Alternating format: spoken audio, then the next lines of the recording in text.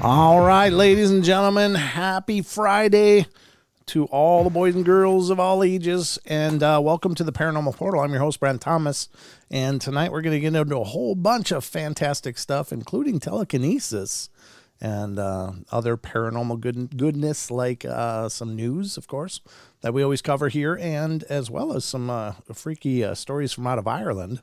Thanks to Rachel, one of our mods on the YouTube. Thank you for sending that over. I appreciate that.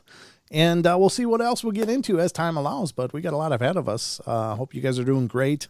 As always, things are just phenomenally improving as far as my health is concerned after having that heavy cold. I think it was a cold, but my mucus production has definitely decreased a lot, which has helped a bunch. Yeah, I know, Mom. Mucinex. She always promotes Mucinex. But we hope you're doing good. Hope you all are feeling great as we dive into this. And thank you so much to all of you who are coming in to watch what's going on here in the Paranormal Portal. It's a fun fest of all kinds of paranormal goodness. And by the paranormal, we mean all of it. Cryptids, supernatural, UFOs, strange phenomena, psychic stuff, etc., etc., etc. So it's the big umbrella, including cryptozoology. So we cover it all here on the show. And if you're listening on YouTube or watching on YouTube, by all means, if you're new to the show, please hit the subscribe so that you become part of the family. We'd love to have you stick around, as well as our Discord community, which is we're going to be covering a little bit when we do the questions of the week from our Discord community. And we'll cover the question of tonight. So I guess everything is good. It's just you and me tonight. There's no co-host except for you. So feel free to participate as best as you can. I guess it probably helps if you're in the YouTube chat to hit the @ sign, or @ and then Paranormal Portal, and then type your question or comment that you'd like to come to my attention, because I'm going to be doing a lot of things here. This is a one-man show. You ever see those one-man bands where their hands are doing all kinds of crazy stuff? They got the harmonica right in their lips, and yeah, it's crazy. That's what I am when I'm doing the solo show here. But I love doing it. Good to see you, Paradox. Good to see you, Kevin WIPF. Ron the Sage. Excellent to see you, Ruger. Let's see who else is in here. The Scottish Wild Man, rather. Sandra Piper's here. Rachel gets it right, of course, one of our wonderful mods here on the channel. The Fourth Color. Great to see you. I don't know if I missed anybody yet. That's in the chat anyway, as the chat names are popping up. That's what I can see so far. And hello to those of you. Hi, Lily Pond. Good to see you.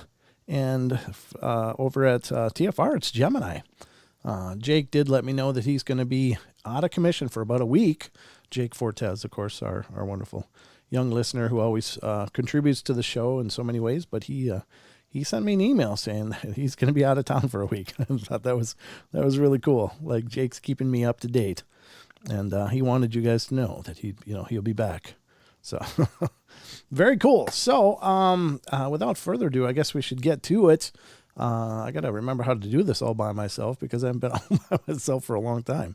But this is how this portal started. The portal started with just me and a microphone and a whole lot of ambition. And in 2016, I guess the early parts of 2016. So we've been at it for a few years here. And I've done plenty of solo shows over the years, so I'm sure I'll figure it out again. But thank you so much for being with me. And hey, Dr. Manhattan's here. How you doing, Doc? Good to see you, brother. And Portal Mom, how you doing, Portal Mom? Good to see you. I knew you were out there. That's why I made the Mucinex remark. I just talked to her earlier today. She's doing wonderful. So, Eric Purple Hobbit, how you doing? Let's get to it. And first I got to do thanks to our sponsors. Oh, you know what? I forgot to pull up something. Let me do this quick while I get a chance here. And this is it. I remembered to tab it, or to bookmark it for easy reference going forward into the future here. But first of all, I'd like to thank the sponsor of the Jesus, what did I do? Oh, I forgot to turn that off. That's not time for that yet. That was a little early. Premature. Yeah, like I said, I'm doing this alone tonight. I forgot to turn that off. I put it on the other overlay. So for those of you on YouTube, you know what I'm talking about. Those of you on TFR are probably going, what's going on? Well, trust me, you didn't miss much. But thanks to Cryptid Coin. Cryptid Coin is a subsidiary of Extreme Expeditions Northwest LLC, and they are a cryptocurrency that has its heart in cryptid research and investigation. I know a lot of people are looking for alternative forms of investment, and cryptocurrencies are a pretty popular trend. So check it out. Go to cryptidcoin.io to learn more about Cryptid Coin and see if it's a good fit for you. And I'm just so thrilled that they're continuing to sponsor the show. So thank you to Cryptid Coin, and also from Extreme Expeditions. After I make things disappear here, so out of practice. From Extreme Expeditions Northwest LLC, coming up in next June 17th in 2023 is the second annual Spokane Sasquatch Roundup, Spokane Valley Sasquatch Roundup. So that's going to be happening. It's a one-day event. Whoops. Hey, there's Elijah. I don't know what that was all about. He's piping. I don't know if you guys saw that. That's my littlest one. But Spokane Valley Roundup is coming up. One of the newer speakers that was announced, of course, is a good friend of mine, Charles Howard Johnson, who is a paranormal investigator and a Sasquatch investigator as well. So he's going to be speaking there, and just a phenomenal guy, just the nicest person you'll ever want to meet, as well as Michael Freeman, Paul Freeman's son, of course, of the popular Freeman footage, if you're familiar with that. He'll be a speaker there. And the keynote speaker, of course, is Dr. Jeff Meldrum. And I think Ken Gerhard's going to be there as well, folks. So it's a full-day event. And as it stands, I believe I'm emceeing the thing. So we'll see how I do at that. I haven't done a lot of it. But at any rate, that's the first stuff up on bat here. Special thanks to Extreme Expeditions Northwest LLC for standing behind the show. We appreciate it. So let me close that. I probably want to see what he actually said. I don't know what he said. Hold on. What did he say? He's asking for pizza rolls. No, I'm a little busy. Sorry, I can't get your pizza rolls. This high-tech family. Oh, my God. All right. Well, this is a great time to go to the news, so I hope you guys are ready because it's time for the news.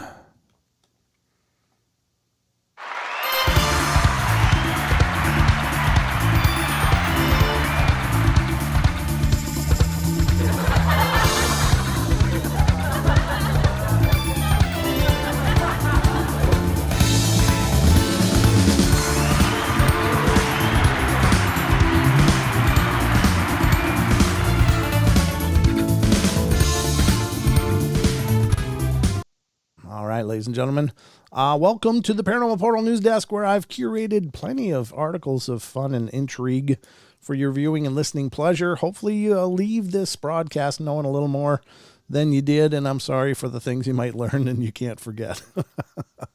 It's a full grab bag of fun, so let's see what I dug up today. Hell, to be honest, sometimes I'm not even sure. So let me get to that.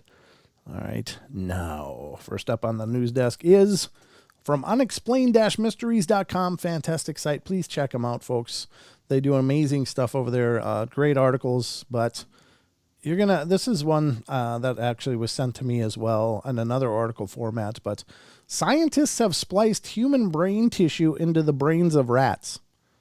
Because God knows we need smarter rats. That's a real important thing. What was that weird horror movie with the rats? Was it Wilbur or something like that? Where that kid could command rats or something. Yeah, let's not do this stuff. What are they trying to do? What is the reason? I don't know. I'm sure it's not pseudoscience. I'm sure there's some reason for it. So let's read and find out. This by TK Randall, who contributes, I think, all of the articles to the unexplained-mysteries.com. And this says, it might sound like an experiment. It might sound like I could read too. It might sound like an experiment worthy of Dr. Frankenstein, but we don't have to worry about rat men anytime soon. It's easy to become concerned when you hear about a human brain tissue being spliced into the brains of other animals. But in this particular case, there's nothing to worry about. The experiment was actually part of a recent effort to find new types of treatments for neuropsychiatric disorders. Oh, well, I'm sure the rats don't like it much, though. The research, which is headed up by neuroscientist Sergiu Pasca of Stanford University, took lumps of self-organizing human brain tissue, or organoids, I could recommend a few people they might want to put some of that into as well. Grown in a lab and then transplanted them into the nervous system of baby rats so that as they become a functioning part of the animal's brain. The technique makes for an effective way to overcome the limitations of growing samples in dishes. Yeah, just grow them in living things. They don't mind. Most of the work in my lab has been doing has been motivated by this mission of trying to understand psychiatric disorders at the biological level so that we can actually find effective therapeutics, Pasca explained in a press release. Many of these psychiatric conditions, such as autism, schizophrenia, are likely uniquely human, or at least they are anchored in unique features of the brain, the human brain. And the human brain has certainly not been very accessible, which has precluded the progress we've been making in understanding the biology of these conditions. In other words, the motives behind the experiment are totally benign, so we won't have to worry about any human rat hybrids escaping the lab and running amok, for now at least. What are they going to do with it after it's planted in there so it becomes part of the rat's brain? Then what? Are they going to simulate psychiatric conditions in this tissues and then try to treat it? I don't understand. Obviously, I don't understand because I'm just not a scientist, but that's pretty curious. Okay, so that's the first article up for bats. I don't know what you think, but I don't much like it. Oops, that's not the right screen. Force of habit. The buttons are so close together, folks. But yeah, there you go. They're putting brains in human brains in rats. None of them will ever get away, I'm sure. It's like the killer bees. Like that was an experiment, crossing Africanized bees with honeybees, American honeybees, to make them more aggressively producing honey. I don't know if they do that, but they sure got the aggressive part right, because we now have killer bees. Thank you very much. I don't know. Deserved a rim shot, maybe. Or a screaming emoji. I don't know. At any rate, let's get to the next article here in the news fest for tonight. This also comes from unexplained-mysteries.com. And this is kind of interesting. This has to do with archaeology and history. But it's a brand new article from October 12th by T.K. Randall. And again, unexplained-mysteries.com. And it is, well, I should read the headline. Discovery of a 6,000-year-old skull confirms legend of lost tribe in Taiwan. This isn't real long. No, it's fine. The find seems to prove the existence of a long-rumored ancient indigenous tribe that lived thousands of years ago. Stories of this legendary tribe, which consisted of a group of short, dark-skinned people who resided in the remote mountains, have been passed down the generations in Taiwan for centuries. Up until now, no physical evidence had been found to confirm that they ever actually existed at all. But now, following an exciting new discovery by an international team of researchers from Australia, Japan, Taiwan, and Vietnam, it looks as though this might all be set up to change.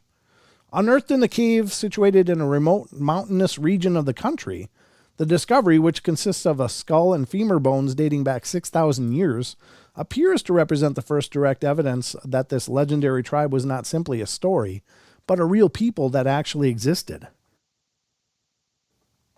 An analysis of the remains has indicated that the shape of the bones is similar to that of people who were once indigenous to parts of South Africa and the Philippines, and that the individual they belonged to, thought to be a young woman, stood only 1.3 meters tall. And what is that, like 4.5 feet or something? Seemingly confirming stories that the tribe was short in stature.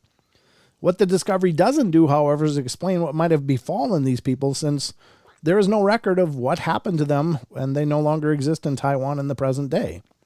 Some historical accounts suggest that they may have been wiped out thousands of years ago, but without concrete evidence, it's impossible to say for sure. Well, there you go. I guess it's probably amazing that they found any bones at all, considering that for remains to be preserved, it requires pretty specific conditions. So, even our bones will degenerate in enough time, decalcify or whatever. So, I don't know. But I guess they proved that there was basis to that legend, which I think is also important in a number of ways, because oftentimes our modern thinking, we dismiss legends. It's just fanciful thinking of our forebears, and prone to delusion and misrepresentation of actual events. And so this does show that even though this was a mouth-to-mouth story passed down through the generations, there was a basis for it. So that what else has basis? Well, I think every legend has some source in truth. It's just you got to be able to find it. So there you have it. Now you know that. Bet you didn't know that before you got here. You're welcome. All right, let's get to the next one. I got a bunch of things pulled up. I don't know what we're actually going to get time for here. I'm going to have to check the clock in a few moments, but we'll just read until we run out of clock, I guess. Next up is an article from unexplained-mysteries.com. This one was also sent to me, or at least another version was. Humanoid AI robot becomes the first ever to speak at the House of Lords. I think it was Cashew that sent these, but I might be wrong. This is from October 11th, 2022. A robot named Ida turned heads today after speaking at a committee hearing taking place in the UK Parliament's upper house. Developed by Aidan Meller, who is a specialist in modern and contemporary art, Ida is perhaps the most unusual individual ever to speak in the House of Lords. Sporting a short black bob, a pair of dungarees, and two unskinned artificial arms, the eerily lifelike contraption spoke to the House of Lords Communications and Digital Committee today on the topic of whether creativity was under attack by artificial intelligence and technology. It's certainly a valid topic. In recent years, we've been seeing an increasing number of images being reproduced or being produced by AI algorithms, and it is reasonable to imagine that it won't be long before computers can produce images as convincing as those produced by a human artist or illustrator. AIDA, I don't know what that means or how to say that, challenges what it means to be an artist in a post-human world, said Meller. Post-human? What does that mean? What, are we going somewhere? What's going on? Is there something we don't know? Her abilities as an artist brings into question the foundations of the art world and, the creative industries. Ida's maiden speech at the House of Lords will help us to understand how an AI robot sees the world and what that means for the future of creativity. Ida's inaugural appearance in the House went mostly without a hitch, although there was a moment when she had to be reset due to a technical issue which left her cross-eyed. Well, that's not good. The committee members, which might have fit in well in Parliament, to be honest with you, I don't know. The committee members seemed quite intrigued as she laid out her case. I believe that machine creativity presents a great opportunity for us to explore new ideas and ways of thinking, she said. However, there are also risks associated with this technology which we need to consider carefully. We need to think of the benefits and limitations and consider ethical implications. Well, yeah, I suppose. I mean, I'm sure they'll probably be voting pretty quick. Why not? I'm sorry. I don't ever mean to get political on the show. It's just you hear so much about AI now as being, representing another kind of intelligence. So when is it given its own personhood, I guess is what I'm trying to say. And I don't know. I don't know how that criteria is figured out. But anyway, there's that.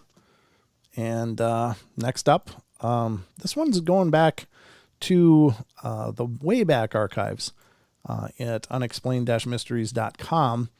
And I thought this was kind of interesting because, you figure if someone's pushing a century of age, then they should probably be taking it easy, but not this guy. From 2011, October, I don't know if the guy's still around. I probably would gather not, but maybe still here. But this is from 2011. 100-year-old man completes marathon. Fauja Singh, I think that's Singe, successfully completed the Toronto Waterfront Marathon in just over 8 hours. Singe took up running 11 years ago at the age of 89. Good for you, man. Wow. I'll be lucky if I can push a spoon then. After his wife and son had died and is said to train every day by running 10 miles. He attributes his remarkable fitness to drinking tea, eating ginger curry, and being happy. 100-year-old Briton has become the world's oldest marathon runner after finishing a race in Canada. Fauja Singh from Ilford? Yeah, I guess so. East London ran the Toronto Waterfront Marathon in 8 hours, 25 minutes, and 16 seconds. I can hardly run to the bathroom, and this guy's over 100. Wow. Good for you, man. That's a way, that's a way to go. That's incredible. Oftentimes we dismiss, that age is a very limiting thing, but maybe it's still all in our heads, right? All right, next up, the next article. Let me check the clock here. We got 5 minutes. I might be able to get through all of this. Okay. Next up from the archives is, you got to love your kids. First of all, let me just say this. You got to love your kids. Got to take care of them. Raise them right, and hopefully someday they'll take care of us. And it's a beautiful concept. It's a beautiful notion. And I think it's one we should all aspire to because, of course, we're raising the next generations. And hopefully they'll turn out even better than us. I mean, that's always, I think, every parent's hope and dream. Well, here's a couple kids that that might have broke that paradigm just a little. This is from 2011, August 31st. Siblings sue mother for $50,000. Maybe, I don't know. A brother and sister have sued their own mother for $50,000 on the grounds of bad parenting. The actual crimes, however, are somewhat questionable. Kimberly Garrity was accused of everything from failing to take her son to a car show to phoning her daughter to come home from a party at midnight. Hardly questions worthy of a lawsuit. Despite being represented by 3 lawyers, the siblings, now 20 and 23, failed to win their case. Big applause on that. Good. Thank God. Wow. So proud of those kids. Must be a great time at the holidays.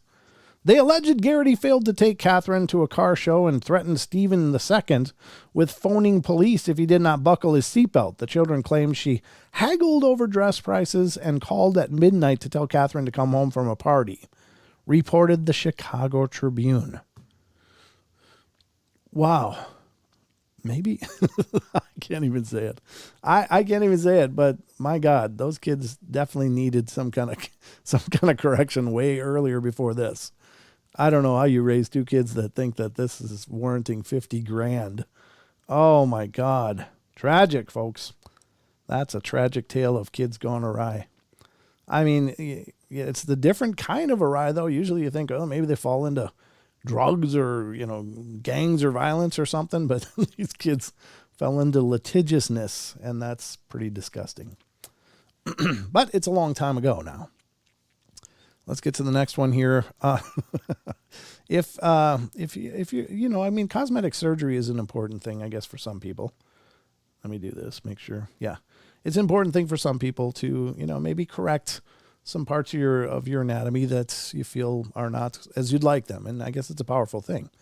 But you might want to be careful what you do after that. Because from this story from August 26, 2011, from unexplained-mysteries.com, woman's breast implants pop during paintball. I don't even know what to say to that. A woman enjoying a game of paintball suffered an unfortunate injury when her breast implant popped. The bizarre accident has led paintball organizers to insist women with breast implants wear additional chest protection during matches. Part of the fun of paintball is that it hurts a bit when you get shot, but in all the years that we've been going, we've never seen an incident like this, said the spokesman. What does that even look like when that happens? I mean, I got all kinds of flat tire images in my head. The woman's bizarre injury suffered last weekend caused UK Paintball, which operates more than 50 facilities throughout the UK, to insist that women with breast enhancements now wear extra chest protection, the Croydon Guardian reported. Wow. Way to take the fun out of paintball. How does that even happen? I don't know. We got a minute left. I think I can maybe squeeze out one more of these. Nah, I think I'll leave it till tomorrow. We'll hit the rest of them tomorrow, folks, but that's going to wrap up the news. We'll get right back to it after the break, so don't go away.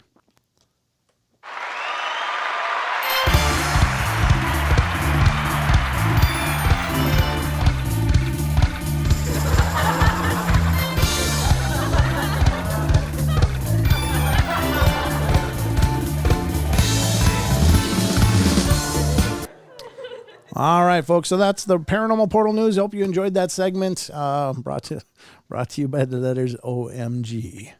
So we'll be right back in just a couple minutes. We're going to take a break. If you're new to the show and you're like, what's going on? Why are you going to take a break? You've only been at it 27 minutes because we are actually simulcasting on iHeartRadio, TFR Live, which is simulcasting on iHeart, TuneIn, and TalkStream Live networks. And they take half-hour breaks. So in order to keep it all synced up, we take them here on YouTube as well. Love it or hate it. I did, compile some videos in the past that hopefully are at least a little entertaining if you're sitting there alone. Otherwise, if you're on YouTube, just enjoy the chat community. Our chat community is second to none. None. All right, we'll be right back, folks. So don't go away for more of the Paranormal Portal coming right up. Love you, mean it.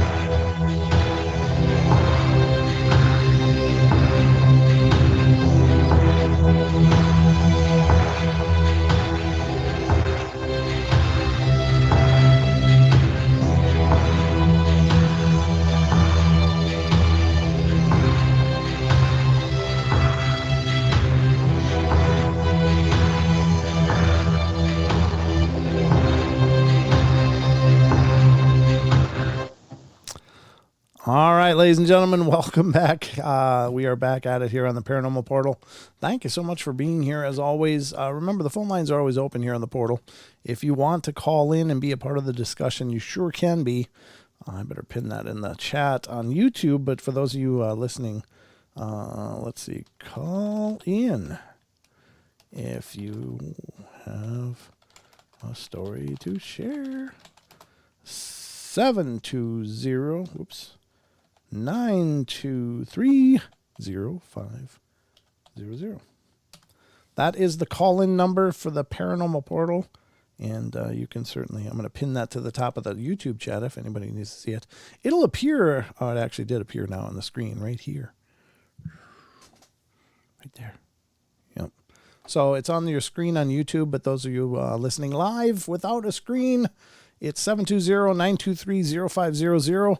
If you want to call in, there's always that opportunity. But right next, we're going to go into our next segment on the show. And this is a newer segment we've been doing lately, but it's one I'm really thrilled with. It's been a lot of fun. We've had some great discussions come up over what we call the questions of the week on our Discord channel. And this is a great segment, and I'm really excited for it. But let's get into that. Are you ready? Where is it? Wait, where is it? Oh, I got to do this, don't I? I got to do this, don't I? Okay. Yeah, there it is. All right, let's pull this up.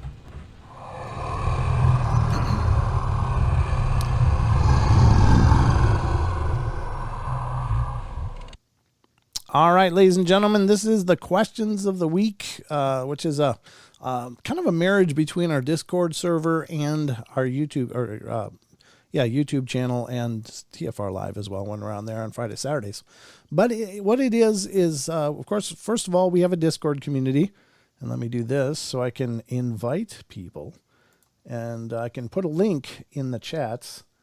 Let me do that. And then I'll close that. And I'll put a link to join in the chats if you'd like to become part of our Discord community, Paranormal Portal. You sure can. Let's put it in the other one. Where's that? There we go. All right. And that is in TFR now as well. And essentially it's a question that we ask our Discord community and give them an opportunity to weigh in. These are paranormal questions. Although the last question of the week had to do with just show structure. I asked for some tips and ideas of things people like to see. So that's kind of the theme for tonight's show is some of the feedback that we got last time, at least some of it. But let's get into it. And the question of the week for this week is, wow, it's really small font, isn't it? Even when it's big. Many people believe we are capable of incredible supernatural feats. Telekinesis and psychokinesis is the ability to move objects with thought or intent. Do you believe such abilities, such as this, lie dormant in our genetics or spiritual abilities? Do you believe we are capable of this and so much more? And, this is telekinesis, I think, is an intriguing idea. First of all, I want to go to a couple of other articles because I thought, well, we should probably define telekinesis and psychokinesis a little bit if we can. Now, here's an interesting thing. And a lot of times the words are used interchangeably depending on your source. And I'll put that up on screen now. And this source is wikidiff.com, diff.com. And it takes what's the psychokinesis versus telekinesis, what's the difference? And so, actually in the definitions they offer, it's parapsychology, the movement of objects by the use of psychic power, abbreviated as PK. Okay, so whenever you hear PK, that means psychokinesis. Telekinesis is they don't know the source of where that comes from. I mean, tele means distance, kinesis means move. So the ability to move objects with the power of one's mind. So of course, psycho meaning mind and moving, or movement. So that's one of the sources. Now the next one I found had a little bit more to offer, and this one is from, what is it called? mysticmag.com, MYSTIC, Mystic Mag. And this says psychokinesis versus telekinesis. What's the difference in 2022?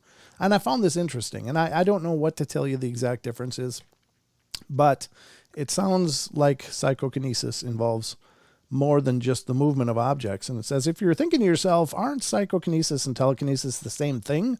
Well, then you're definitely not alone. While these two abilities have inherent similarities, they also have important differences that affect how you develop and practice these skills. Read on. Now, this is written by Ziandra Niker, and it was updated October 15th, 2022. So that was, that's tomorrow, isn't it? Yeah, so it's already updated. This is a cool magazine because they update in the future. I know it's over in Europe or something. Yeah, I got it. It says, let's see, how psychokinesis differs from telekinesis. It says, let's start by examining the roots and definitions of these words. The root kinesis comes from the Greek word of movement. So, as you probably guessed, both of these words have to do with moving things. They both also have to do with using the power of your mind to cause movement. But there is a key difference between these two here. Psychokinesis is when you use your own mind to influence the mind of other living beings to take certain action. So, for example, you might use your psychokinetic abilities to have your partner bring you the TV remote. Telekinesis, on the other hand, is the ability to move inanimate objects with the power of your mind. So instead of influencing your partner to bring you the TV remote, you instead levitate the remote to bring it to you. And then it goes on to offer some ideas on how to develop those things. If anybody's interested in that link, again, it's mysticmag.com, psychic-reading/psychokinesis-versus-telekinesis. So that's the article. I'll hang on to it in case anybody wants a link. But I think that's enough for the definition because whatever the case is, that individually is important to the question. The idea of the question is do we have a lot more abilities than we know? So Haxer comes up first and says, good question. Foreseeing events 100%, telekinesis, psychokinesis, yes as well. Beyond all the chicanery, I have seen someone levitate, and friends surrounding her all agree. As far as willful, I think it lies dormant. Okay. So actually Haxer witnessed somebody levitating, which is incredibly powerful. I've never seen that personally. I've seen things move, but I've never seen a person float. ZX81V2 says, I believe these gifts are the next phase of our existence. We are just getting glimpses into them. With the right mind, anything's possible, even the impossible. Good points. Yeah, I agree completely. I think we haven't even begun to tap our potential. I really think that there's so much that we are capable of beyond understanding, and incredible things. Lily Pond says, I absolutely do. I tried it once with lightweight aluminum fan, lightly balanced on a stick, and not only did it spin around, but I was able to intentionally stop and then reverse it. Amazing, but we can do it with heavier objects. I can't. I've only tried that one time. I know a beer won't fly from the fridge and land in my hand. Yeah, I tried. It'd be nice if it did. That'd be a hell of a good power. All right, thank you for that. And Lee Taxer says, I believe so. I just wish there was a secret to unlock them at will. I agree. I remember hearing stories of mothers lifting cars to save a trapped child. Could it be adrenaline or a momentary access to these dormant abilities? Half of the fun is in the mystery. You're right. Good point. And that's possible. I mean, maybe that is part of it. I don't know. Within says yes, just yes. And it can be answered that way too. That's fine. ZX81V2 says the act of total giving for the safety of another over own survival. Yeah. Perhaps that removes some of those limitations because just psychologically or psychiatrically, you go to different dormant parts just from hysteria and desperation. So yeah, that's a good point. Android Purity says, yes, telekinesis for sure. There's tons of incidents of people being able to do this and aliens also being able to do this with the humans they abducted. For psychokinesis, not so sure. I wouldn't say it's impossible for humans, but there hasn't been enough evidence to I have seen. Now, things moving on their own, which is not caused by a human, then yes. Even though I have never seen that, I've seen mountains of credible evidence on accounts that it definitely happens. However, caused by ourselves, I don't think it's possible of our brain. If it is possible, then I think one way it might be possible would be through an out-of-body experience and knock it over or move an item during your out-of-body experience. Yeah, good point. Great points. Yep. And I think that's a key reason that I asked the question, because we do observe things moving without any physical or visible stimuli. I mean, things move. Why? What's doing that? We often attribute it to spirits and stuff. But so if spirits, at least in some cases, were formerly living people, did they inherit this power after they dumped their body? Or is it all in all of us? Is it part of our spiritual core? And it just, they don't have the barriers that the living do. And that could be. I don't know. Lars Grass says, as for aliens communicating, I know of one group that uses tech implants to communicate with those that they know. Interesting.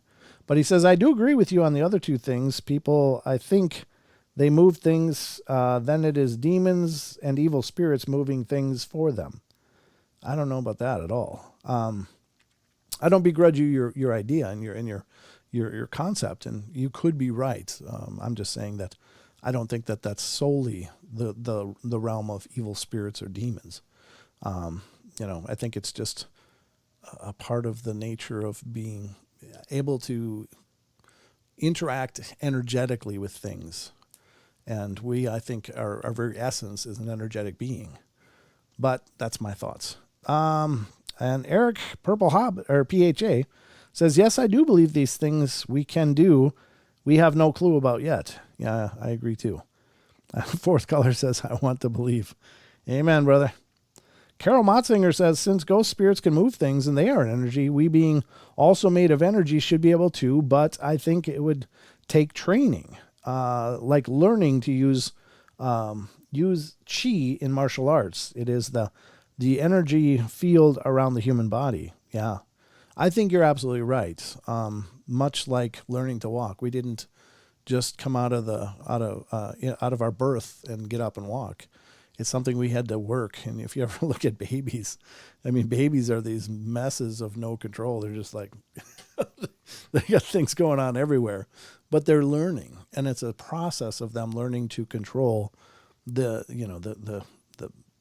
physical vehicle that we're in. So I imagine anything starts out small and like a muscle. People don't just become a bodybuilder, they work at it. People don't become masters of a martial art, they work at it for years and years. And I imagine that this is something similar. So that's a great point, Carol. Thank you. Rachel says, I think we are capable of such abilities. It's something spoken about in human culture for centuries. If they're dormant in us all and can be developed, is probably something that is being done quietly by individuals or institutions. I think it would be done secretly, as anyone displaying these abilities would find themselves locked away in a laboratory. I couldn't agree more. I think that there would definitely be the risk if you were, extraordinarily telekinetic or even mildly. I would think that you could be in a situation where, hey, come on in for an appointment. We're just going to do a few tests. I'm just saying, could happen. But who knows? But I really appreciate your guys' input on this topic. It's a fascinating topic. And again, this is going to be happening before every live show in our Discord community. So if any of you want to get involved and become part of these questions, then I'd love to see it. If any of you are in chat now, you're welcome to weigh in on this as well. I'm just looking at the chat to see if anything came up. Any of you guys had any thoughts? I'm just going through the chat right now.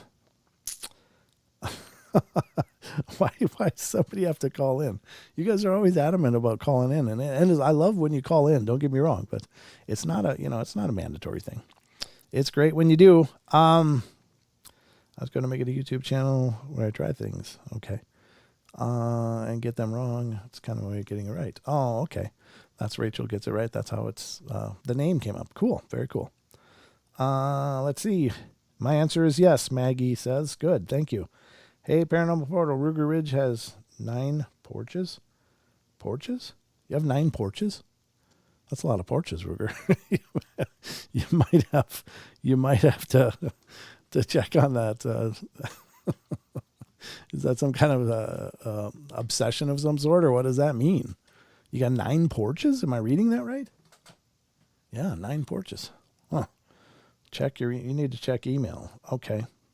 I can do that. Let me just do this first, and I'll open the private, secret, top secret email. I don't have an email at all. So let me refresh, though, just to see. Nope, I still have no email. Stop it, Brent. What did I do? What am I doing? What's going on? Stop it. Outfitted with armament. Okay. All right. Well, that's it for that segment. So thank you so much, everyone, for weighing in on that. I do appreciate it. And that is in our Discord community. So if you want to get involved in that, please, again, look at the link. It's in the YouTube chat. It's in the TFR chat. That's as good as I can do it. Never mind. Seems Ruger Ridge was putting on airs. Okay. Okay. Gotcha. All right. Gotcha. I thought you were telling me to check email. I don't know. I'm just trying to belong, man. I'm just trying to fit in, man. That's all.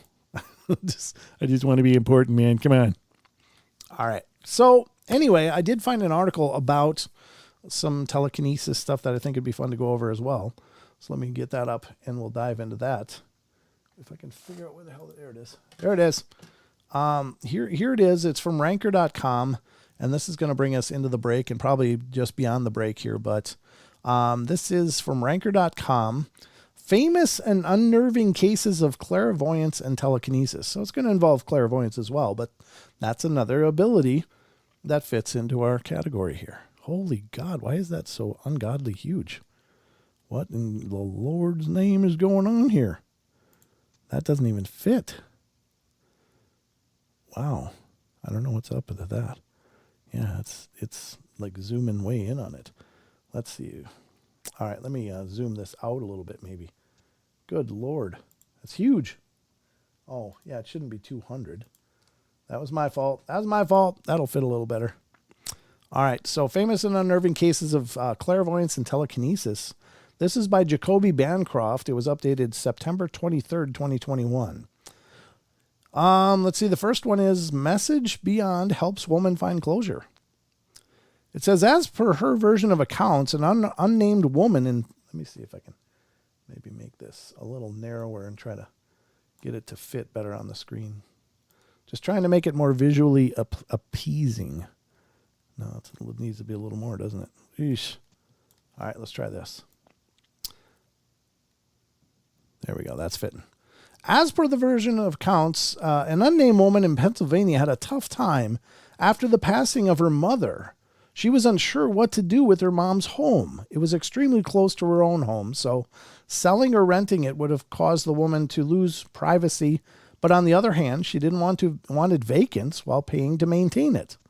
One day, a bright light appeared in front of the woman, and she heard her mother's voice tell her to take everything she needed from the house, lock it up, and the problem would be solved on June 8th. The woman skeptically did as the voice told her and was shocked when on June 8th the house was struck by lightning and burned down. Problem solved, plus a fat check from the insurance company. Wow. How absolutely accurate is that?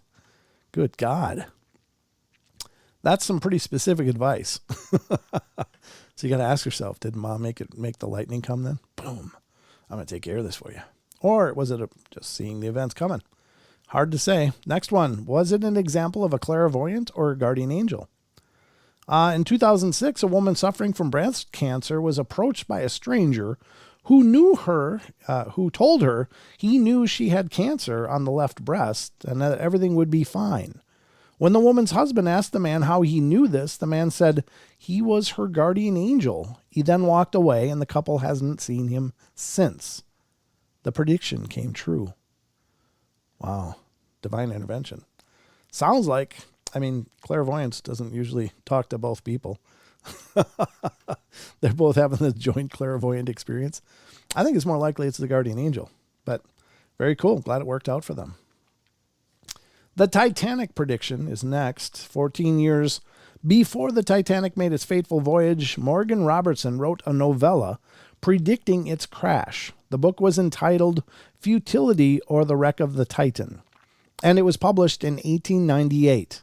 Robertson's predictions bore so many similarities to the actual crash, it's not hard to believe some sort of psychic phenomena was at play. Robertson told the story of the Titan, a fictional boat, or was it, the largest in the world, completely unsinkable. It hit an iceberg 400 miles from Newfoundland, traveling at 25 knots, and sank.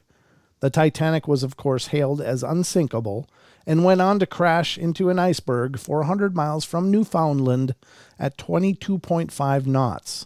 A number of other similarities exist between the book and the Titanic, maybe suggesting that Robertson had some otherworldly gifts. Wow. That's incredible. And I have heard that before, and I think there was even a few more similarities between the book, the fictional book, and the actual events that ended up transpiring. But it does make you wonder, was that a premonition? And the guy was so moved by it that he wrote a fictional book about it? Did it come to him in a dream? Or, what is the deal? That's incredible. Abraham Lincoln predicted his own death. I'm still waiting for some telekinesis to show up here in this article. But shortly before his assassination in 1865, President Abraham Lincoln had a dream in which he encountered a corpse that was his own. When in the dream, Lincoln asked other observers what had happened to the body. They informed him that it was the president who had been killed by an assassin. The dream woke him up with an unwelcome foreboding, and it's no wonder. The Civil War had been raging, the United States was split and in turmoil, and Lincoln very well might have felt in danger. Lincoln was notoriously a fervent believer in dreams as premonitions as well, and historians believe though he took the dream of his death seriously. Okay, I don't know. The font was hard to read there. This is the Arbifan disaster. Is there any telekinesis here? Okay, well anyway, the Arbifan disaster. In October 21st, 1966, a devastating landslide bombarded a small village of Aberfan, Wales, burying 116 children and 28 adults. After the horrific event, psychiatrist Dr. John Barker wrote a book entitled Premonitions and the Arbifan Disaster, on account of 76 letters he had collected after the incident that seemed to indicate a large number of people had premonitions about the landslide before it happened. If one person predicts a tragedy, well, maybe it's luck, but what about dozens? The most famous premonition about the landslide came from Errol Mai, a schoolgirl who told her mom about a dream she had a day before the disaster. In the dream, Mai said her schoolmates and her were suddenly surrounded by something dark and black. She was convinced something was going to happen to her and her friends. Sadly, she was right. Oh. That's so horrible. Oh, gosh. Tyler Henry shook Hollywood when Alan Thicke died. I didn't realize Alan Thicke died. I'm sorry to hear that.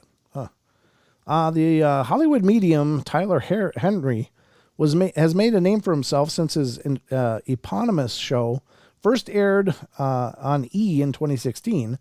The teen clairvoyant has met with a multitude of celebrities and personalities, including the Kardashians, Lil' Kim, Jim Parsons, and others, and he mainly works to connect the celebs with deceased loved ones. In 2016, Henry visited Alan Thicke on the show and told him that in communicating with Thicke's loved ones, he'd realized that Thicke had genetic blood pressure issues and might cause problems with his health later. Henry warned Thicke to keep that in mind and watch his health in those areas. A mere 4 months later, Thicke died from what was officially listed as a ruptured aorta. Huh. Well, he was warned, I guess. What do you do? Jeffrey Palmer, let's see, we got about a minute. Jeffrey Palmer predicted multiple natural disasters, including Hurricane Katrina. Sometimes psychics have an area of expertise. Jeffrey Palmer quickly rose to prominence by predicting natural disasters. The Australian psychic accurately predicted the volcano eruption and subsequent tsunami in the Indian Ocean in 2004 and Hurricane Katrina in 2005. Well, I guess people should pay attention to that. I don't know. All right, the psychic powers of Nina Kulagina, and this was from Russia, I believe.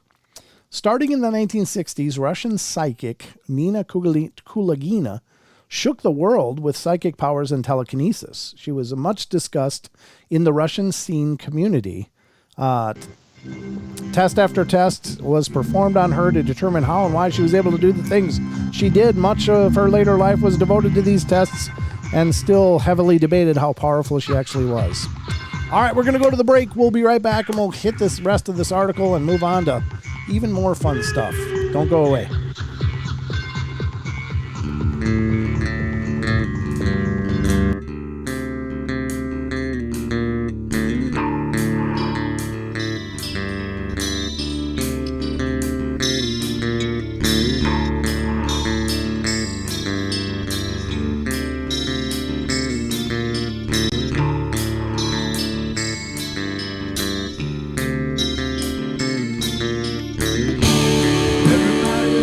Play their games.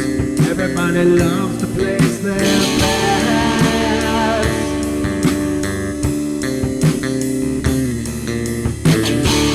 They don't understand the price I paid. They don't care to comprehend.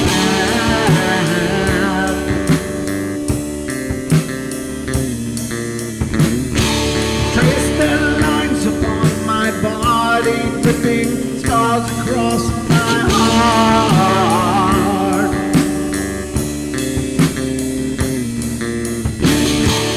Raging anger pours inside me as their lies keep falling apart.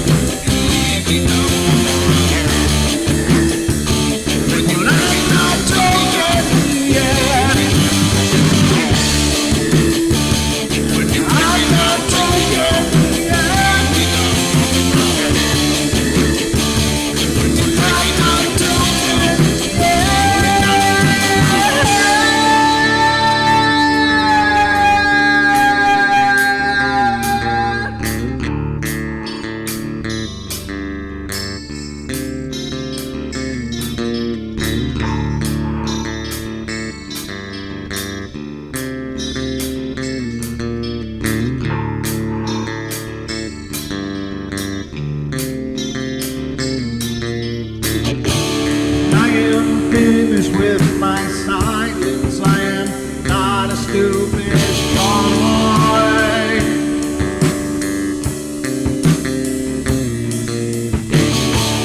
No more breaking me with kindness, just you dance upon my joy.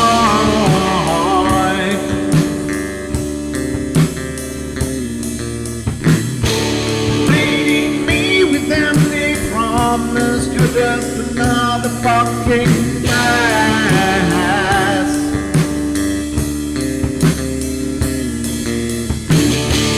Taking off the slice of my sanity, just make sure that you're well fed.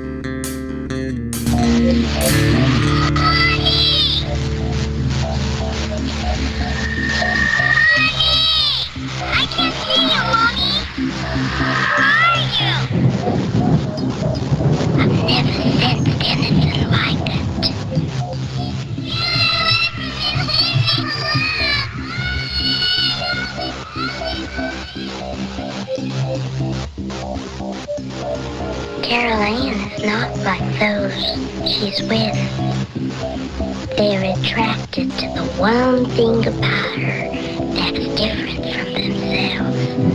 Her life force, it is very strong. It gives off its own illumination. It is a light that implies life and memory of love and home and earthly pleasures. Something they desperately desire, but can't have anymore. Right now, she's the closest thing to that. Poltergeists are usually associated with an individual. Hauntings seem to be connected with an area. A house, usually. Poltergeist disturbances are fairly short duration, perhaps a couple of months. Hauntings can go on for years.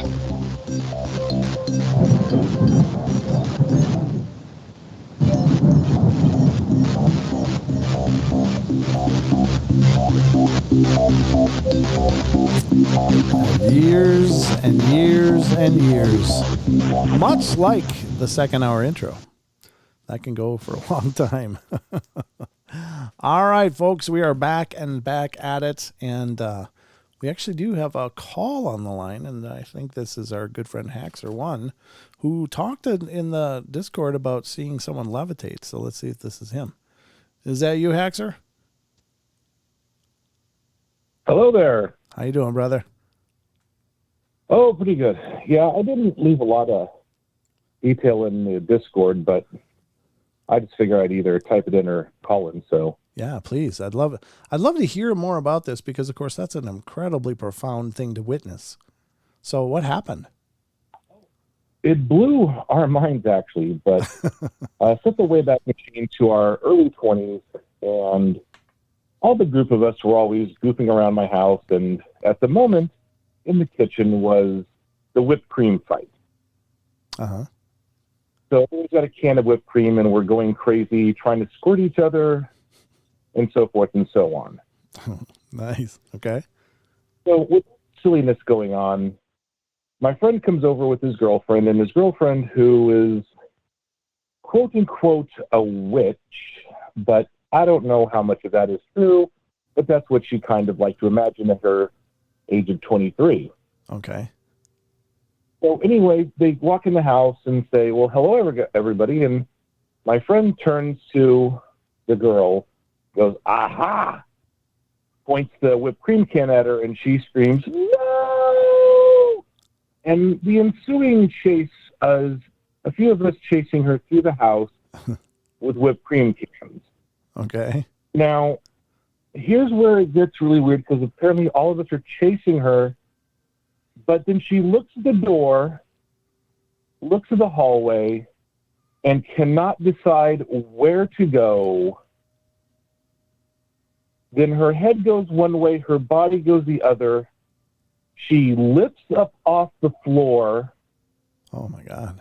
Holds a levitating position vertically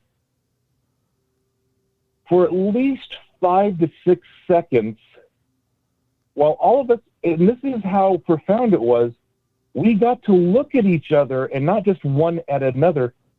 I looked at one person, they looked at another, and another looked at another. We all looked at each other.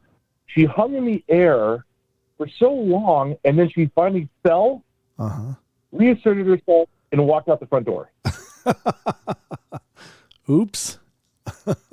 But for the next 30, 40 years, nobody could figure out, how did she just lift off the ground, hold a position like that, and just no strength. There's no chicanery, as we say. It was just, she did it. Wow. And I think it was just, she was so stressed that she popped into that part of the brain that you don't understand, and she just did that as a defense mechanism. Wow. So did anybody ever ask her, like, hey, what the hell just happened? We never really talked about it. It was a little too weird. No, I understand. I mean, really, yeah. So That's kind of why I said, yes, I believe in prognostication. I'd say my whole family's good at that. Sure. As far as telekinesis, psychokinesis, I wasn't sure what that one fell into, if it was really levitation, telekinesis, psychokinesis. Sure. How do you just lift up from like running to up, just up, legs out, body, torso straight, hold that position. Wow. And literally so long that it wasn't like a quick second and she felt. No, this was, Henry, do you see this? Do you see that? And do we all see? What the mother? What? Boom. Wow. Yeah, that's Anyway, so that's amazing. And Wow. that's why, yeah, I believe it's probably innate in us. So there you go. That's really cool, man. Thank you so much for calling in and sharing the meat of that story. That's incredible. Well, thank you, sir. Have a good one. It's good to hear from you, man. Talk to you soon. Take care. You bet. There you go, ladies and gentlemen. That's amazing. You try to understand an experience like that, and I guess maybe you do believe she's a witch after that for sure. Because that could have, she can float. Maybe she didn't even know she could. Maybe she did though. What if she did? What if she did know that she could do that and didn't mean to expose it, but was so freaked out by the incident that she just popped into a self-preservation mode? I don't know. That's incredible. There are plenty of references to stuff like that in occult practices. Apparently, those traditions are pretty old. And, there are those practitioners that seek abilities such as that, and maybe they land sometimes. Maybe they figure it out. And if she was generationally, practicing stuff, then maybe it's even more likely. I don't know. It's an incredible thing. It's an incredible thing. What abilities lie dormant in us? I can't even begin to imagine. I've seen enough weird stuff in my life that I don't question too much, because I think this is a canvas we just get to paint on, this life, and this experience. And I think a lot of us get sucked into our day-to-days and stuff, but we just don't get a chance to really dig into what we're capable of, because we're just keeping up. But some people do, and maybe they do find those things out. But anyway, very cool. And we're going to get back to that article on Ranker now. So let me get back to that now. There we go. So I got some comments in the YouTube chat about my speed reading before the break. It's like I just had to get through it, and it did. There was one other sentence in Nina Kulagina in her story. It says, published tests and firsthand accounts point to her being genuine, while others still insist it was all a trick. And there is a video. I don't know. It's not red though, so I don't know if it'll actually work or not. I'm almost hesitant to click it, but maybe there is something to it. I don't know. No, it doesn't actually look like it works. Does it work? No, I guess no. Nope. Wait, maybe.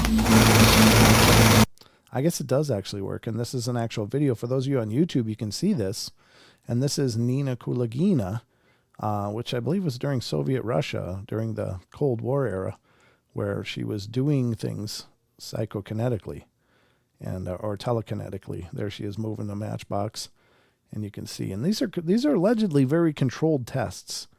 That's her sliding it along, but they were very controlled scientific tests, allegedly. Now, magicians do this kind of trick constantly and able to make it look believable, but is it truly legitimate? Now, what we don't know is what's under the table. That's not visible, but certainly magnets could accomplish a lot of this, which is commonly used in magicians' craft, I don't know. It's hard to say. But who can say for sure? I don't know. It is pretty impressive looking though.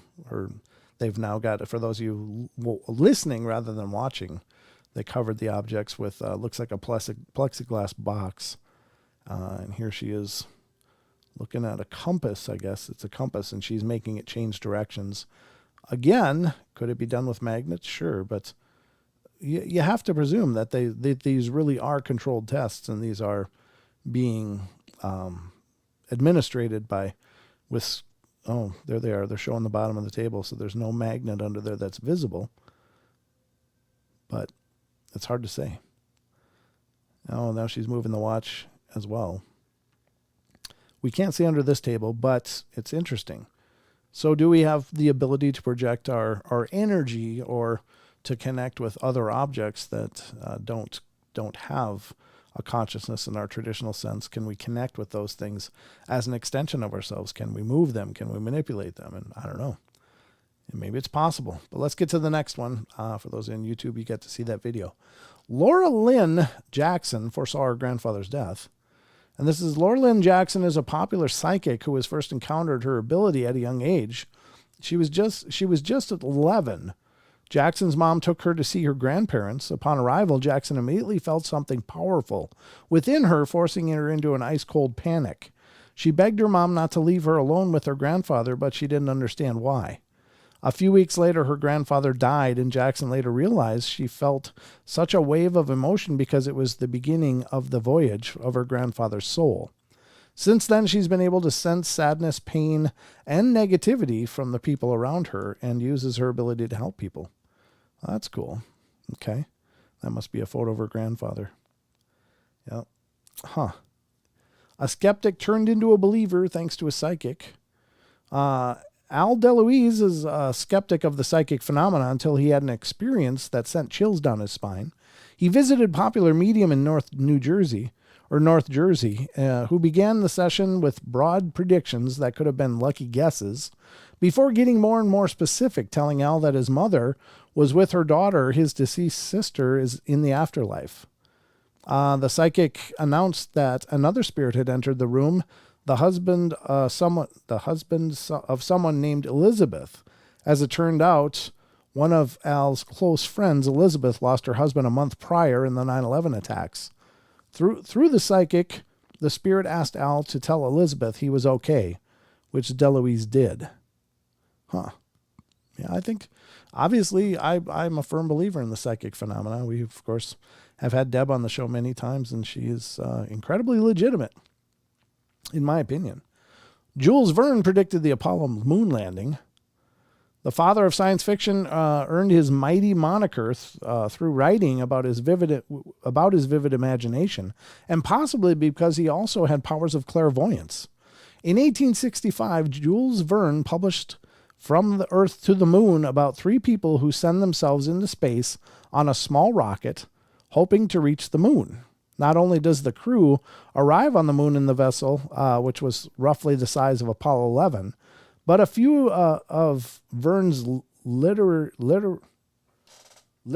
mathematical calculations proved accurate as well. Wow. There you go. Jules Verne saw it happening in the 1800s. Wow. Guy Bavli was also known as the Kinetic Man. We all want to be able to move stuff with our minds, even though most of us will never get the chance. There are a handful of individuals who seem capable of doing it. He can bend spoons like the kind in the Matrix. Meet Guy Bavli, known as Kinetic Man. Throughout his life, Bavli sought out a multitude of techniques and skills that have helped him harness his mastery of telekinesis. He's also fascinating. He was featured on an episode of Stan Lee's Superhumans, showcasing his powers and abilities. Of course, he might also just be a really good magician. Yeah. Spoon bending is, it's gimmicky. I don't know. I don't know. I'd like to believe it's true, but I don't know. I know that there's plenty of magician tricks, pre-bent spoons, how to hold them. You can learn all of that, of course, if you look hard enough. Edgar Casey predicted the stock market crash in World War II. Known as the Sleeping Prophet on account of his ability to put himself into a sleep-like trance and awaken with amazing predictions, Edgar Casey was one of the most famous psychics in the early 1900s. He predicted a great deal of things, including the stock market crash of 1929. In 1925, he predicted it. World War I in 1935, when, in all honesty, The writing was on the wall. People should probably have listened to him more. Yeah. Psychic twins predicted the 9/11 attacks. Well, the Jameson sisters have found missing persons, solved crimes, reunited families, and diagnosed illnesses. Who needs doctors when you have psychics? The psychic twins' most famous prediction occurred in 1999 when they supposedly foresaw the attacks of September 11th, 2001. On November 2nd, 1999, the sisters went on the Art Bell radio show, and boldly declared their prediction to more than 20 million listeners. God, Art had a huge audience. Jeez. Federal buildings in New York City and South Carolina or Georgia would be attacked on 2002. By South Carolina or Georgia, they meant the Pentagon. The sisters have since clarified. Well, of course, it's easy to clarify after the fact, right? we meant that. I'm not casting aspersions. Obviously, I do believe in the phenomena, but I don't know. I do question those that put themselves in the positions of celebrity. Not that they don't have a right to, be compensated for their gifts or their abilities, but at the same time, it does make you wonder. Of course, those people are going to be under much more scrutiny, I think, than most people proclaiming, "Hey, I'm psychic." Alexis de Tocqueville predicted the Cold War in 1840. In 1835, Alexis de Tocqueville, I don't know if that's even close to right, but that's how I'm pronouncing it, made a speculation which has now become infamous as a political prophecy pertaining to the risks of the U.S. and Soviet Union, or the rise, rather, of the U.S. and Soviet Union and the development of the Cold War. In the 2-volume work, Democracy in America, he wrote, "There are now 2 great nations in the world which, starting from different points, seem to be advancing toward the same goal, the Russians and the Anglo-Americans. Each seems called by some secret design of providence one day to hold in its hands the destinies of half the world." Well, maybe all of it if things go south. Tocqueville was a political scientist and historian whose work has proven that sometimes the people who study the past may be best equipped to tell the future, making historians, or more generally data scientists, the most valuable clairvoyants of all. Certainly. Scrubs knew where to find bin Laden. Oh, TV show Scrubs. All right, this one might not be an actual case of clairvoyance, but, well, the hell, you could look at The Simpsons then for clairvoyance. But if any show had psychic writers, it would have been Scrubs. In one episode, janitor tells JD they should look for the infamous terrorist Osama bin Laden in Pakistan. It plays like a joke, but coincidentally or not, that's exactly where bin Laden was shot and killed. Spooky. And Tana Hoy predicted the Oklahoma City bombings.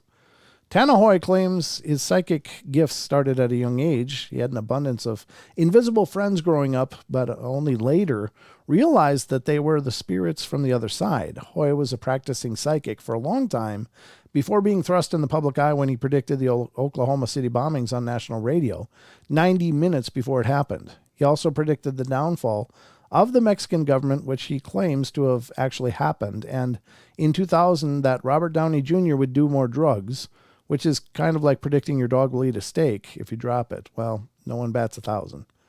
Well, there you go. Interesting stuff. So whatever you think, folks, I don't know, but it is interesting. I did learn something interesting today on a side note. I think I was watching a YouTube short or something, and this guy came out, and they're like 30-second clips on YouTube. And a lot of creators are starting to make them, and I suppose I'm going to be forced to make them too, just to keep trying to compete in the market. But what I thought was interesting was this guy is a scientist or professor or something. He was talking about the human brain. He said that in kids 7 and under, their brains are in a lower vibrational state, and it's referred to as the theta state. And then he goes on to say, do you know what else is in the theta state? And it's hypnosis. And he says then after that, they work into a higher vibrational state.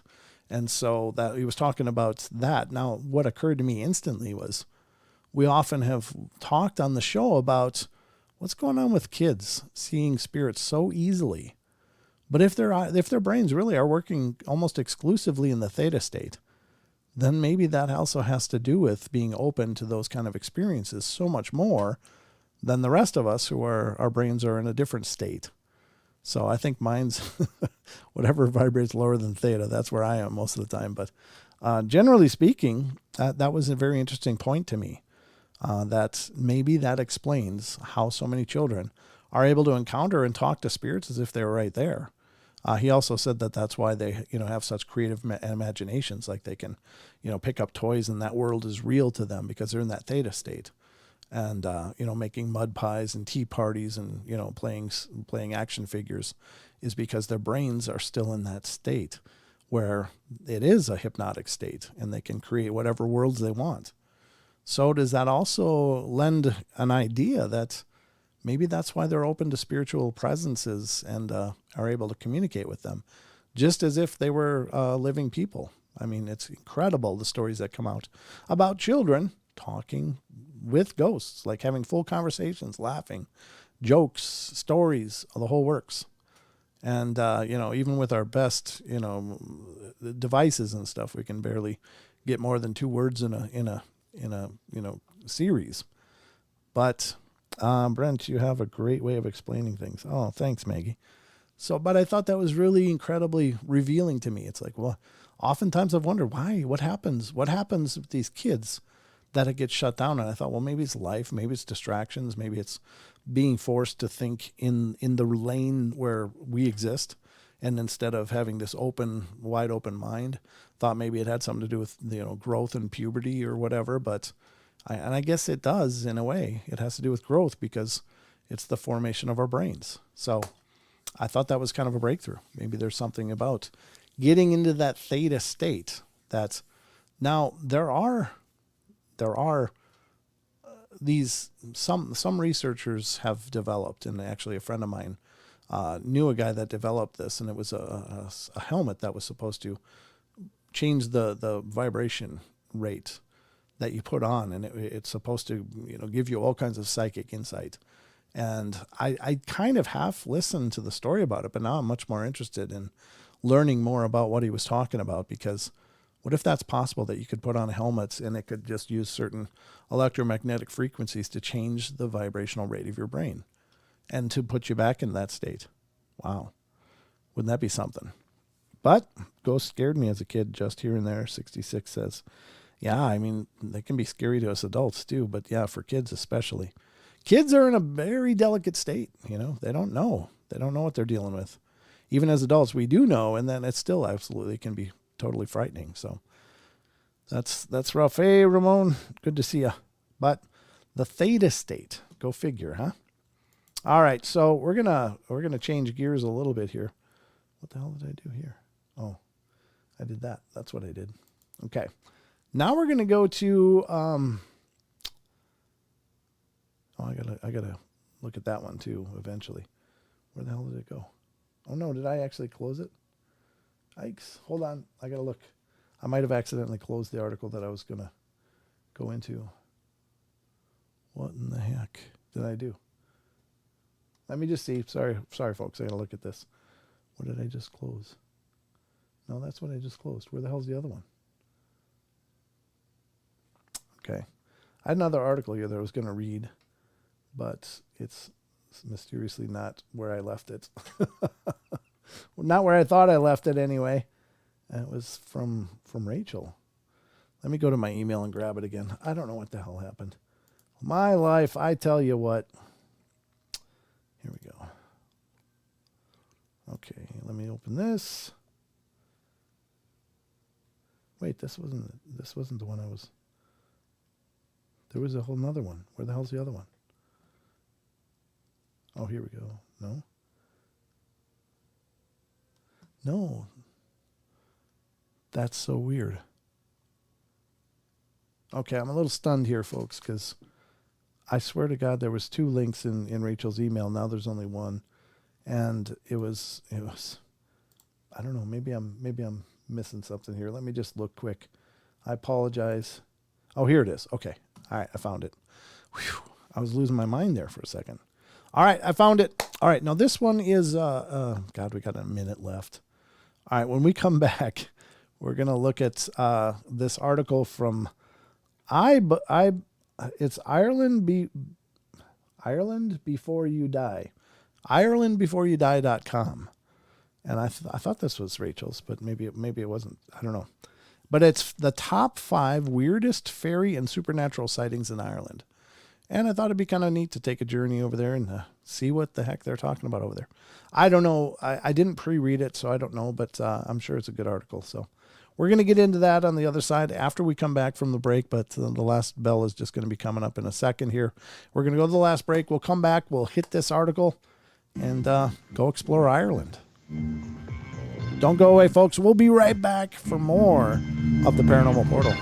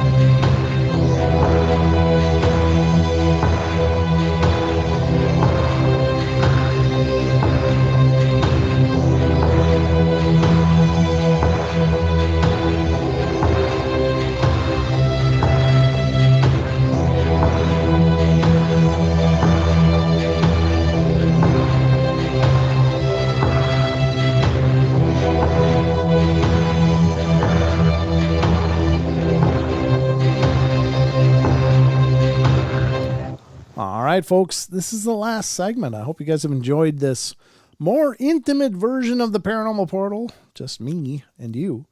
But I like it. I mean, don't get me wrong. I love when my co-hosts are here.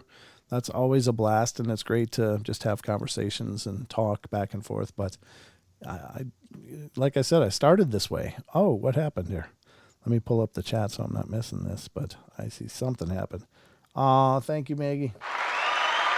Thank you very much. I hope I haven't missed others.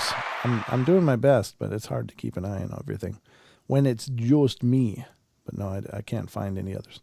So if anybody else did donate or anything, I'm sorry if I missed it, but thank you so much. And special thank you to our members. That means a lot for us here on the YouTube channel. You know, I know it's a tough time for a lot of us, and certainly, you know, monetary giving is extraordinarily hard right now for a lot of us. So don't feel compelled. I love, for those of you that are able to, thank you so much. That means the world. But if you're not, just leave me a thumbs up, leave a thumbs up on the video, recommend the video to somebody that, that likes the paranormal, or, share it on your social media. Leave a comment if you're watching it when it's not live. That helps out a ton. Just different ways to help move the needle. And all of them go a long way and help support in what we're doing here. So thank you to all of you who have been doing so and continue to do so. I do appreciate it immensely. So we're going to get into an article now that's kind of a walk over to Ireland. You Irish boys are smiling. I'm not sure. That's probably a terrible Irish accent, but I don't got much. They're always after me, Lucky Charms. That's about all I got. Sorry about that. I don't mean to demean people from Ireland. I love Ireland. I love the world, really. I think it's amazing. I do have a call, though. I guess we should get to that first. Find out just what's going on here. This is area code 254. You're on the air. Hey, Brent, it's Kathy. Hi, Kathy. Welcome to the show. Hey, we were talking about telekinesis and psychokinesis. What's that? Clairvoyance and psychokinesis. Sure. Well, I had the instance. I don't know what to call it.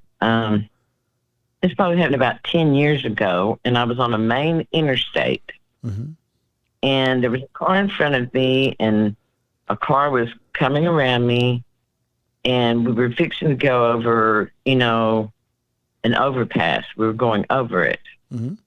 Okay. Well, I was eastbound, and in the westbound lane, a tractor trailer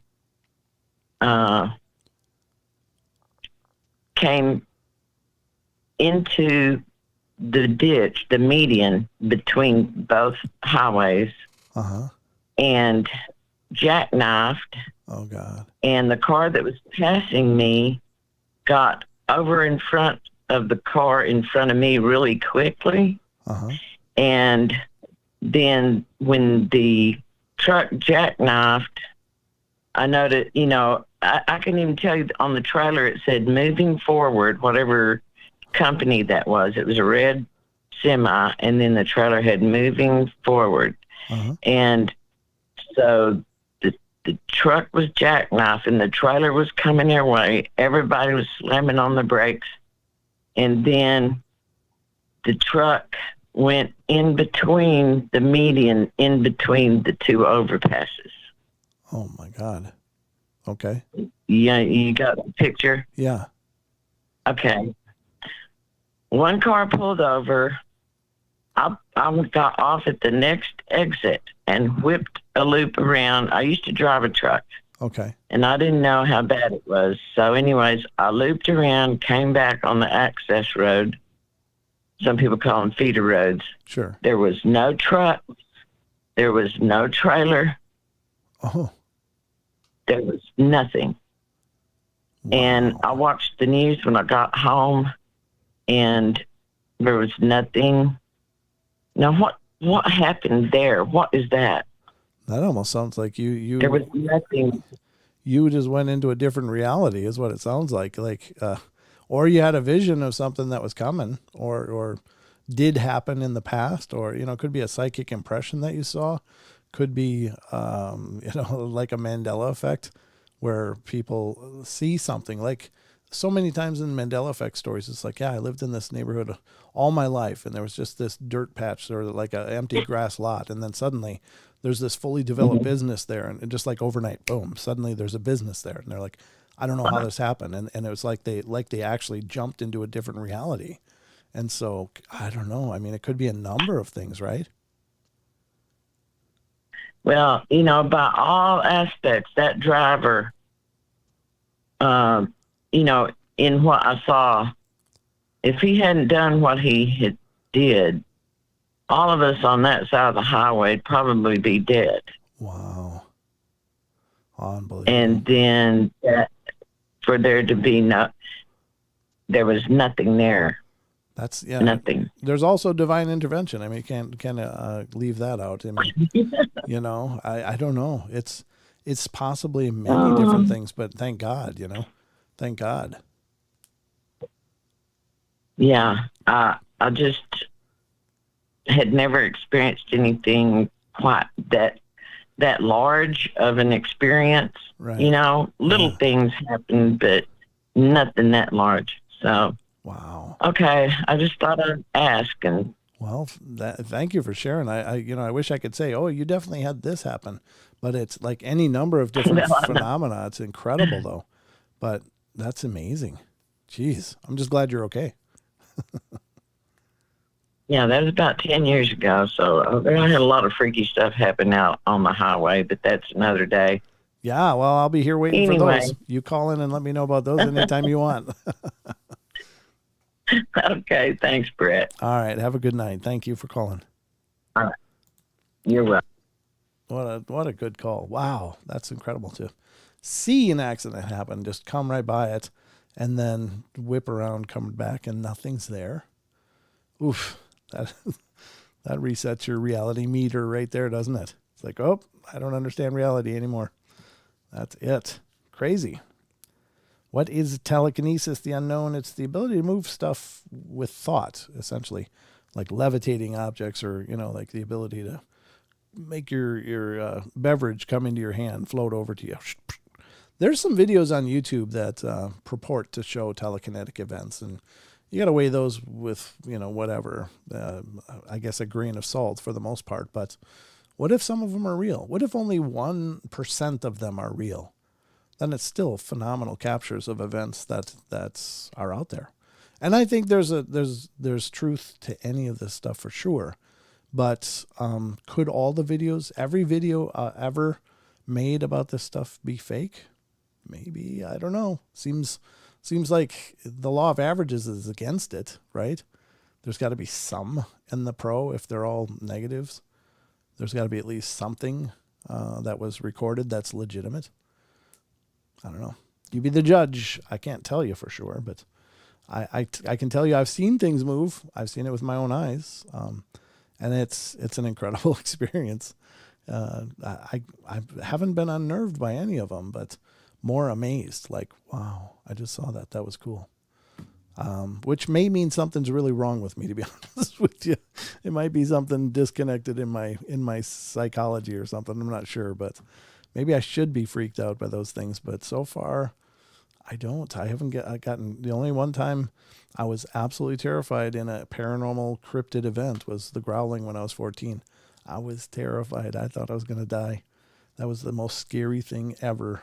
So, yeah. So if you, if you have videos, unknown, you can send them to me in the email, paranormalportalradio@gmail.com. I'd love to see links to videos that you found. I'd like to check them out. And that goes for all of you. If any of you see things out there and you're like, God, I got to show this to Brent, please send them to me. Paranormalportalradio@gmail.com is how you do it. So, all right, let's get to this article. We got a little bit of time. We may end up having to clean it up tomorrow. With Sheldon will be here tomorrow night, as it stands, as far as I know. We'll see if he's able to make it or not, but I believe he's going to. So let's get to this article, and this is again from IrelandBeforeYouDie.com. Sounds like a touristy kind of thing, but we'll read the article anyway. It's top 5 weirdest fairy and supernatural sightings in Ireland. Well, just as a precursor to this, I'll be working narrating the next installments of the Irish Bigfoot Research Organization's Walking with the Wild Man series. I narrated their second documentary. I narrated their first documentary's trailer when it premiered on Prime, Amazon Prime. I did a voiceover for them, and I did the entire narration for part 2, and part 3 is coming up. Going to be working on that pretty soon now, folks. So be watching for a premiere of the trailer on this show as soon as we have it available. And we'll get those guys on to talk about it and get ready for that. I think it's supposed to be coming out in December. If I get my stuff done in a timely fashion. It's a lot of work, I got to tell you, but I love doing it. Those guys are great. Again, that's the Irish Bigfoot Research Organization out of Ireland. So let's see all the other weird stuff that's going on there. Not only do they have woodwolves and wild men and Bigfoot over there, but out of the numerous personal accounts, who wrote this, by the way? Paris Donatella Callan, October 26, 2019. So let's see. It's out of the numerous personal accounts, here are the 5 weirdest fairy and supernatural sightings in Ireland. And here is where I blow up the font so I can actually read it. Jeez. And the drag, it is getting old. What the hell is that, 140? Let's try to go to 150. What the hell?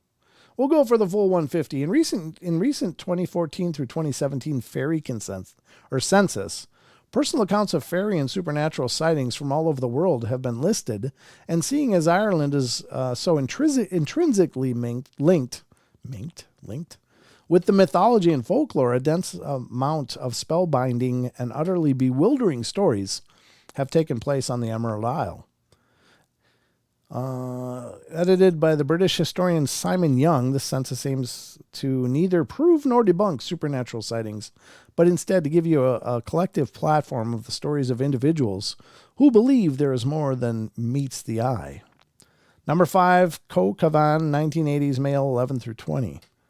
It says, I was walking home one night when a rustle began in a hedgerow to my right.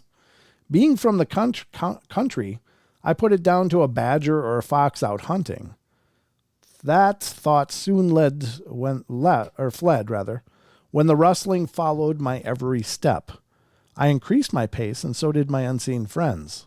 I got really worried when, on encountering a gateway in the hedgerow, the rustling transferred to the other side of the road, but now I was petrified, but pig-headed enough not to show it. My companion followed me for another half mile. Then came the part I will never forget. The hedgerow rose above the road to about my shoulder height, and it became sparse, then more barbed wire than foliage. I turned my head sideways, and there, blotted out the stars, was the shape of about 3 feet tall.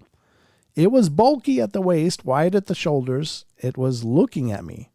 I could not tell, but it stood for a moment, but it stood for a moment. As I did before, I ran the last mile home. It followed me. I cannot tell, for the blood was thrumming in my ears. When I reached my house, I collapsed in the door. My older brother was up, and he saw my state. He still says to this day, my hair was standing out on end. Wow. Okay, so this next one's from County Dublin, 1990s, male, 21 through 30. While traveling at night on a road that ran up some mountains, we saw a shapeless white form that appeared to be a white shopping bag blowing around in the wind, moving quickly up the mountainside. It was moving against the wind, however, uphill. We had pulled off the road at a lay-by to look at the view of the city lights down below, when we noticed the shape jumping from tree to tree towards us. It was about 2 or 3 square feet in area, and a matte bluish white color, like a large pillowcase, or like I said earlier, a shopping bag. No markings or features, not shiny at all. Looked more like a strange cloth than plastic. Both myself, American, and my fiancé, who's Irish, had a feeling that whatever it was, its intentions were not good. We had a general sense that something unpleasant would happen if it caught up to us, so we jumped back in the car and hightailed it out of there. Yikes, no doubt. And then number 3, County Mayo, or Mayo. I don't know how you pronounce it in Ireland. 1980s female, third person. The witness, 51 to 60, is dead. My friend and another person were driving along a rural road, in Mayo, where she is from, but no longer lived. And they both saw a very small man dressed in green walk across the road in front of their car. Yeah, it's a leprechaun. She was a sensible and very honest, devout Catholic woman, and I never knew her to lie or make things up. Whatever she saw or didn't see, I firmly believe her count as being true. Whatever that means, she was a sensible businesswoman and didn't make things up. But she saw a leprechaun. That's awesome. They must be out there, right? Could they? Could they be? Again, there's a truth to every legend. I think so. I really believe that. Number 2, County Mayo, 2010s, from a female, 31 to 40. I saw a group of 6... I forgot how to pronounce this. Dang it. I used to know how to pronounce this. I was corrected once. City. How do I pronounce that? Let me get to this. Hold on. I can't do this. Translate. I'll translate. There it is. Let me do this. ADG. How do I say it? City. City? I don't think that's right. Saida. Saida? Maybe. I don't think that's right. Let me do this. Let me go to Irish. Irish. Is it here? Or Gaelic? How do you say? Where's Gaelic? I just got to do this because... Oh, I don't even see you. Okay, never mind. I can't remember how to pronounce it for sure. It was something surprising.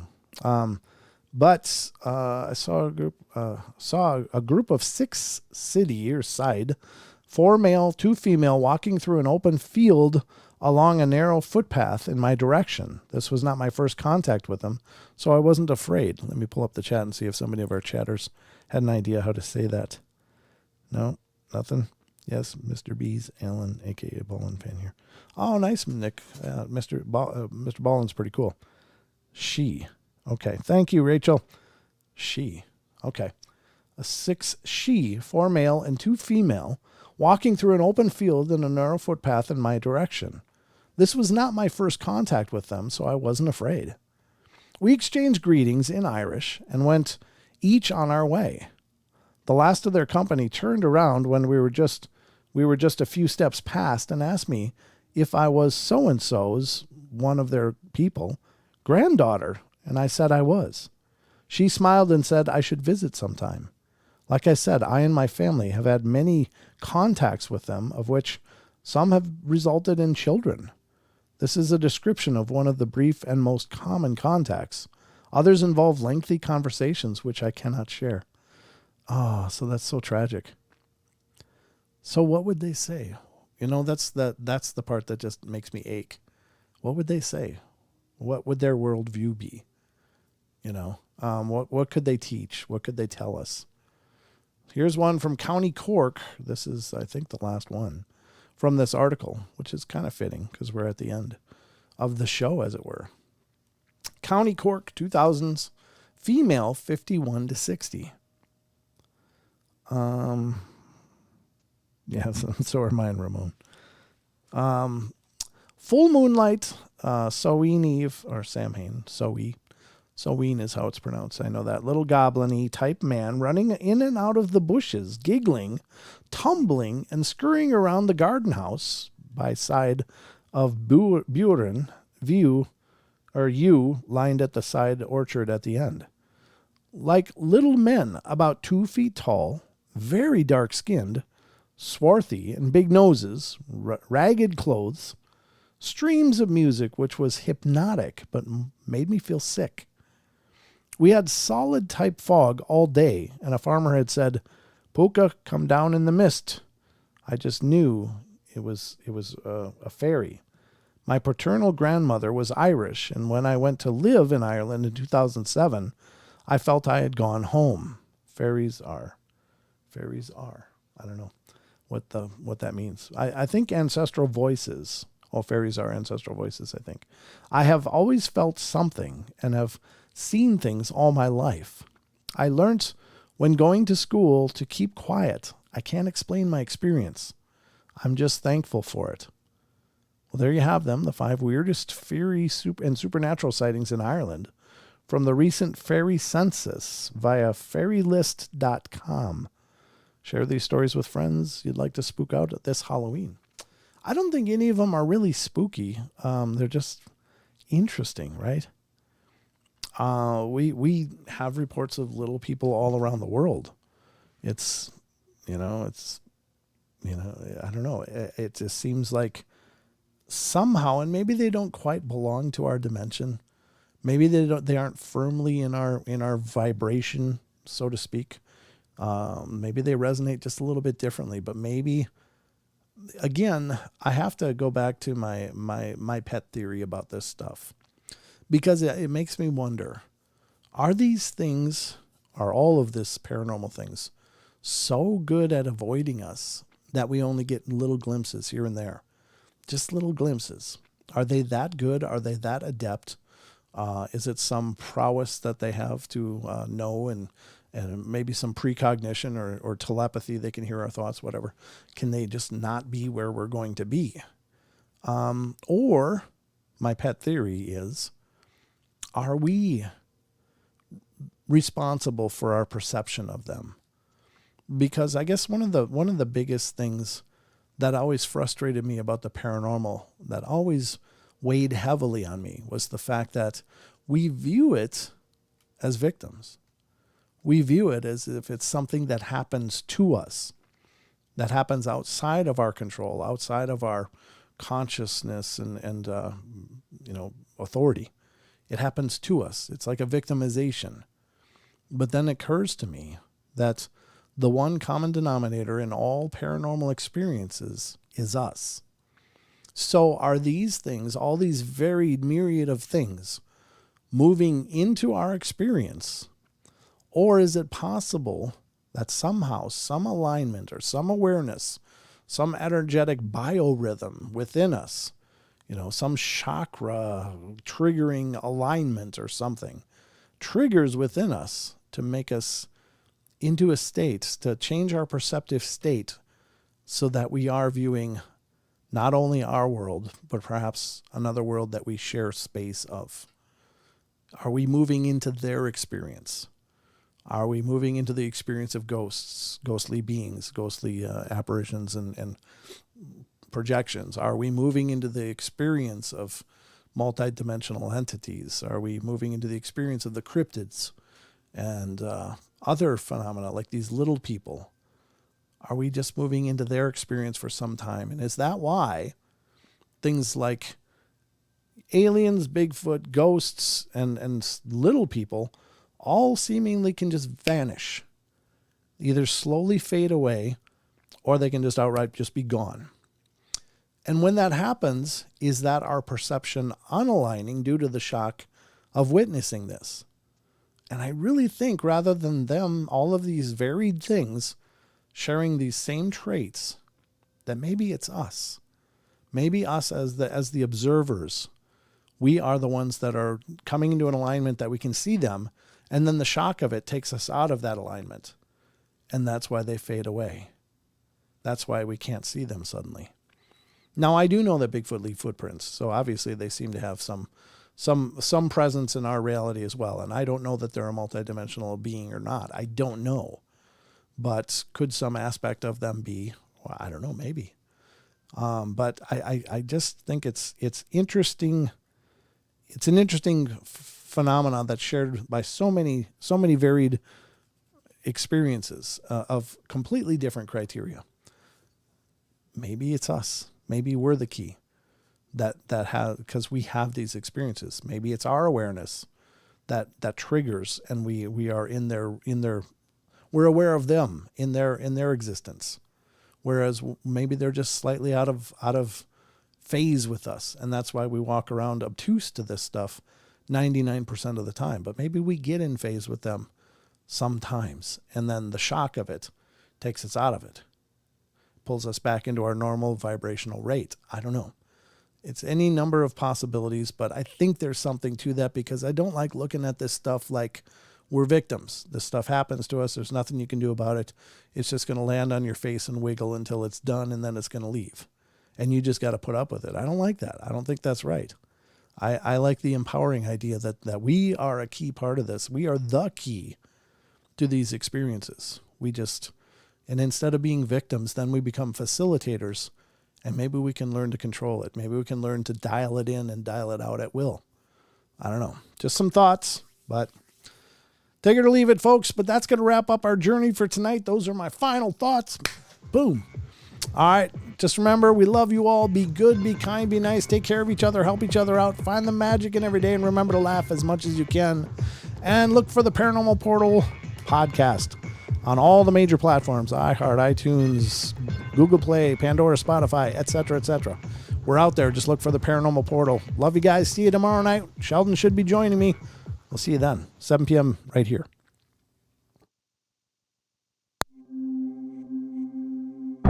This is